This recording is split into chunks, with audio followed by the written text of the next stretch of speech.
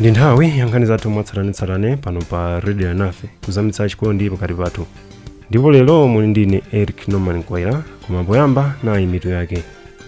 Ofesi ya mtetezi wa anthu mdziko muno yapeza kuti mkulu wa bungwe la Export Development Fund EDF Gerald Nsomba kuti analembedwa ntchito mosatsata malamulo.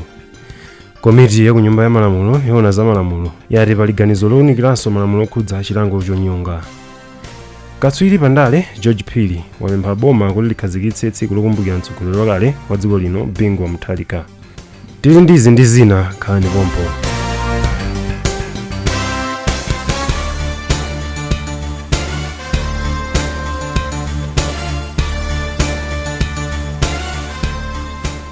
Tsopano tikupatsirani nkhani mwatsatanetsatane. Ofesi ya mtetezi wa anthu mdziko muno yapeza kuti mkulu wa Export Development Fund EDF Gerald Nsomba analembedwa ntchito mosatsata malamulo. Mtetezi wa anthu mdziko muno Grace Malera wati Nsomba alibe mapepala owayenereza kukhala wamkulu wa bungwe la EDF popeza udindowu umafuna munthu yemwe ali ndi mapepala amaphunziro a master's degree in finance, banking or trade. Amalera ati Nsomba ali ndi tsamba la maphunziro la diploma in trade law and policy lomwe silikufanana ndi zomwe zimafunika kuti munthu akhale ndi udindowu ku nthambi ya EDF. Amalera akufotokoza. Tapezadi kuti ndizoona Gerald Nsomba analembedwa ntchito yomwe inkafunika munthu wa master's degree, iwo analembedwa alibe qualification imeneyo, ali ndi postgraduate diploma qualification imene tapeza kuti si master's degree. Komanso tapeza kuti abodi wanagwira ntchito yawo in an unreasonable way. Tapezaso zina ndi zina zimene zimapangika pakati pa kulembedwa ntchito kwa Gerald Nsomba kukambirana ndi governor ku Reserve Bank anthawi imeneyo. Zoonetsa kuti ndithu Gerald Nsombawa sitingachotsere kuti panali mwina kukonderedwa, komanso panali iwowa kuwapatsa mwayi olodanga lomwe mwina makandidate ena sanapatsidwe, komanso kugwira ntchito mosakhala bwino, pa Chingerezi pachatanena kuti improper conduct. Bungwe la Export Development Fund EDF linakhazikitsidwa ngati nthambi ya Reserve Bank, ndipo wapampando wa bungweli New Nyilongo ati iwo ndi okhutira ndi kafukufuku yemwe ofesi ya ombudsman yapeza. Nyilongo akufotokoza zambiri. Ifeyo tamvera bwinobwino mmene anena honorable ombudsman, nkhani yonse mmene afufuza kupyolera pamene ife tikanata. Honorable ombudsman atakulankhula ndi past governor, atakulankhula ndi past chairman, ifeyo sitikanata chifukwa amatikanira kubwera. Ndezo nsezi zimene anena ombudsman ifeyo tikugwirizana nazo, ndipo tikuvomereza kuti tipanga implement kuti zonse zimene zimasokonekera mwina mu EDF zikonzeke kuti zisazachitikenso mtsogolo muno tikupita. Katswiri pandale George Phiri wapempha boma kuti likhazikitse tsiku lokumbukira mtsogoleri wakale wa dziko lino Bingu Mutharika kamba kuti anachita zinthu zosiyanasiyana zachitukuko mdziko muno. Phiri ati dzina la malemu Bingu silidzayiwalika kamba ka ntchito zake zomwe adachita mdziko muno, kuphatikizirapo kumanga skulu ya ukaenjedwe ya masti, nyumba ya malamulo ndi zina.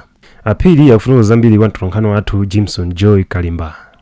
Ndikofunikira kwambiri chifukwa malemu Professor Bingu Mutharika amene anakhalapo mtsogoleri wa dziko lino anasiya mbiri imene ndiyokhazikika, ndipo ni mbiri imene zatenga zaka zambiri kuti anthu azayiwale malemu Bingu Mutharika. Mbiri ya malemu Bingu Mutharika ni mbiri ya malemu Kamuzubanda, ndi atsogoleri awiri amene anasiya mbiri imene izatenga nthawi kuti iwalike mdziko muno, chifukwa nthawi imene anakhala atsogoleri a dziko anthu amene awiriwa anapanga zinthu zimene zizatenga nthawi yayitali kuti anthu azayiwale kapena kuti asazakumbukire za mayina anthu amenewa. Ndikunena choncho chifukwa tikatenga monga malemu Kamuzubanda, tikaona Reserve Bank kulilongwe, tikaona Capitol Hill kulilongwe, tikaona Church ku Blantyre, ndi zinthu zimene zokhazikika zoti zitenga nthawi kuti zimenezi zafike kuti pazakhale mbadwo woti sukuziona kuti akhoza kuzafunsa kuti anachita ichi ndani, patenga nthawi yayitali.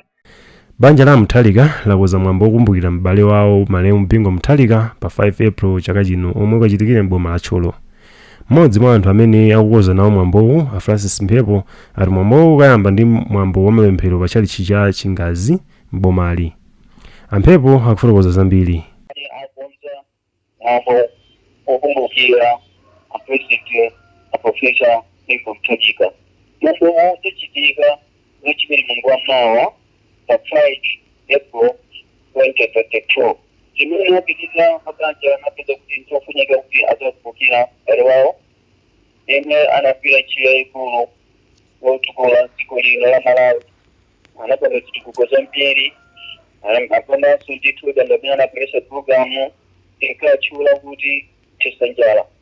Chifukwa nti amene iwo ana president anaperesa programu ya Jobsday kotero kuti ja Malawi kuno inatha kuonera kuti ngakhale timathandiranso ena amene anali kuja kuno. Ndiye ifeyo tiwatha tikuthokoza kwambiri pa ntchito zimene anachita. Pa zaka 10 chimwelere ni malemu bingwa Mutharika mchaka cha 2012. Bungwe la Center for Democracy and Economic Development Initiative CDED lati zomvetsa chisoni kuti boma la lonse likuzuza Malawi pa nkhani yowononga misonkho ya nzika zake. Bungwe la CDED lanena izi pa msonkhano wa Nkhani mzinda wa Lilongwe pomwe mtsogoleri wa dziko lino Dr. Lazarus Chakwera wayendera zokolola zomwe alimi atakolole maboma atatu mchigawo chakumwera. Mkulu wa bungweli Sylvester Namiwa ati maulendo atatu omwe mtsogoleri wa dziko lino wayenda ulendo umodzi amagwiritsa ntchito ndalama zokwana 300 million kwacha. Iwo anaonjezeranso ndi kupempha mtsogoleri wa dziko lino kuti achotse ntchito zina mwa nduna zake kuchoka pa 33 kufika pa nduna 20 komanso alangizi ake okwana 20 kufika pa 5 ndi cholinga chofuna kupulumutsa chuma cha Malawi.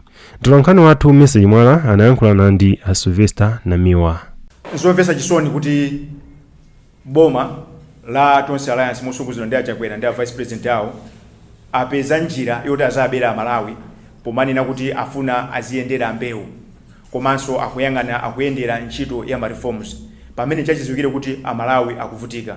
Nzomvetsa chisoni kuti a president akumaononga pafupifupi 300 million pasiku wayendera anthu amene akukanika kugula bread, anthu amene akukanika kugula mafuta ophikira chifukwa kuti katundu wakwera mtengo. Tikumazifunsa kuti umunthu wapita kuti mzikatenga zigalimoto zokongola zija nkunjika mu mafuta a Malawi kumakayendera Malawi amene akukanika kuti ajese mabanja awo. Asogoleri amene amalabadira za anthu awo amene amavotera padakali panopa akhala pansi akukonza ndondomeko yona kuti ateteze anthuwo ku mavuto azachuma amene abwere chifukwa cha nkhondo imene kuchitika ku Ukraine. Pamene kuno zomvetsa chisoni ndi manyazi kuti asogoleri Tonse Alliance afuna zinamizira nkhondo imene. Timafuna takumbutsa Chakwera kunena kuti nkhondo ya ku Ukraine yangotha mwezi umodzi okha.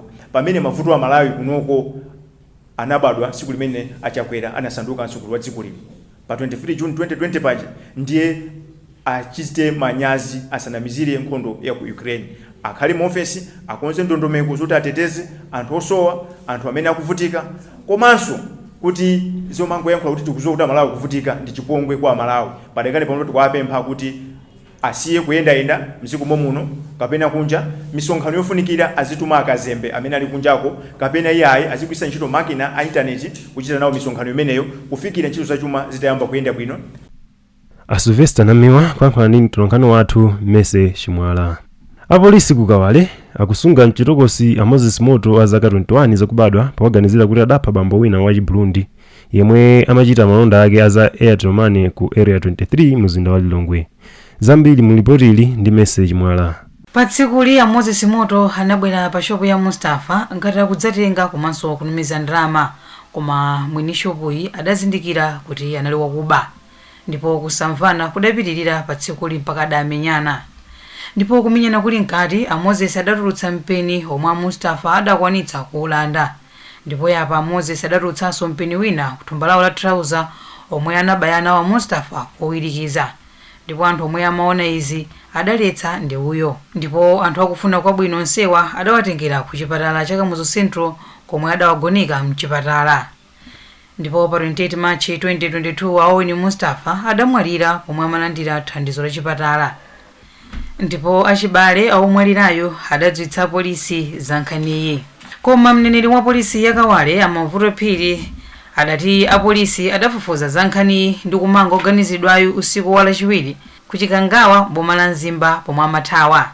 Moses Moto amene ndi zaka 21 zakubadwa ndipo ndochokera muzi mwa Tekateka mfumu yayikulu mzikola boma la Mzimba amangidwa chifukwa cha kuganizidwa kuti anapha bambo wina wopanga za malonda kuno ku area 23 ndipo ife ngati apolisi takwanisa kuamanga ndiponso akhala kuonekera kubwalo la milandu posachedwapo.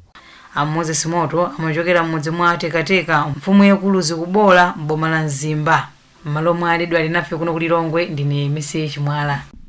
Komiti ya kunyumba ya malamulo yoona za malamulo yati pali ganizo lowunikiranso malamulo okhudza chilango chonyonga.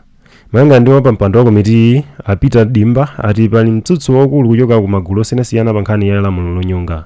Iwo ati komiti yawo yakumana ndi magulu okhudzidwa monga za malamulo komanso okhudza za maufulu kuti aonenso itsogolo ya nkhaniyi. Iwo akufotokoza zambiri. Anthu ambiri akufuna chitatha komanso aliponso anthu ambiri akunena kuti chilango chimene chonyonga chisathe chifukwa pakati pathu mchitidwe wophana uchitikabe ndiye kumakhala ngati kuti deterrent kuti chikuletsa kuti anthu mwina asamaphe anzawo. Komabe ndimafuna ndinene kuna kuti chikola 1994 palibe president amene anasaina po death warrant kuti anthu amene ali pa death row ku ndende aphedwe. Mwina chifukwa cha multi-party democracy tikhozanena kuti lamulo limene loti munthu aphedwe silogwira ntchito mapeto ake anthu amangokhala ku ndende moyo wawo wonse. So ndi nkhani imene ili nkamwankamwa komabe tikuona ngati ndi nkhani imene kali controversial anthu akutsutsana pali mtsutso waukulu. Ndiye tinatero ngati recommendation kunena kuti ngati komiti tifuna kuti tipangenso ma consultations ena tione kuti anthu Malawi muno akufuna chani pa nkhani ya yoti opha nzake aphedwenso kuti lamulo limene mwina lichotsedwe kapena likhalabe pompo. Nthambi yoona za nyengo yati dziko lino likuyembekezereka kuyamba kulandira mvula yochepa maka mchigawo chakumwera pamene nyengo ya mvula ikupita mapeto. Mkulu wa nthambi Lucent atsimikiza za nkhani pomwe ati madera ambiri maka chigawo chakumwera azilandira mvula patali. Antilatira ati ngakhale mvula ikupita kumapeto komabe pali mwayi oti anamondwe atha kubadwa pa nyanja ya Mchere ya India. Antilatira akufotokoza zambiri. Tikaona madera amene akuonekera kusonyeza kuti madera ambiri amene anakamanga chigawo chakumwera ikupita kumapeto. Ndebe into mvula tikuzomala njira yapo njiyapo totheka komano tikaona madera kusonyeza kuti mvula imene ikupita kumapeto makamaka chigawo chakumwera. Pakali panopa pa nyanja ya Mchere ya India mwayi wokuti anamwendo akhozokada kanalipobe.